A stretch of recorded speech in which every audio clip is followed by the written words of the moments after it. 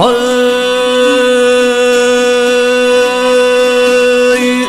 adam oğlu ödün bilmey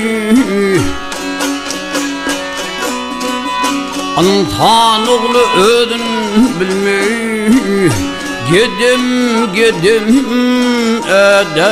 edeceksin Yeğenin emrini tutmay Özgevnin ayımay gideceksin İstersen alemni kapsan İstersen alemni kapsan Arun bulup gencem bassan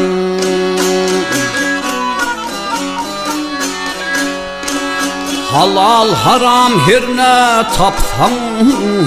Gözün mübay yudayacaksın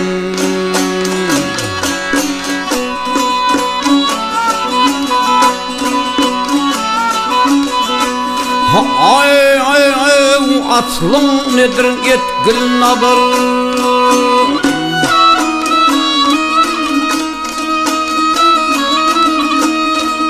Aslım nedir yetkil nadir Ah yayrim yandım köydüm Tutun işinden kıldır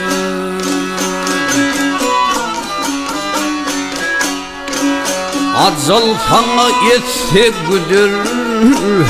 Acıl sana yetse güdür Bir havarmayım ayna dayıcıksın Dünyanı kızgın tutmağın Dünyanı kızgın tutmağın İşin var bekar yatmağın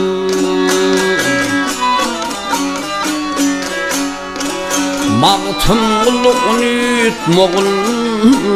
Mağtımlık unutmağın Gideceksin ay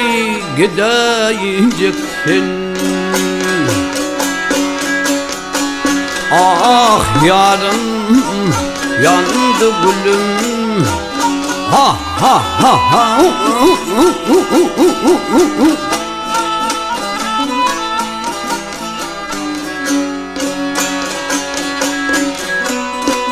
Mağtımlık unutmağın Mağtımlık unutmağın Gideceksin ay gideceksin Ay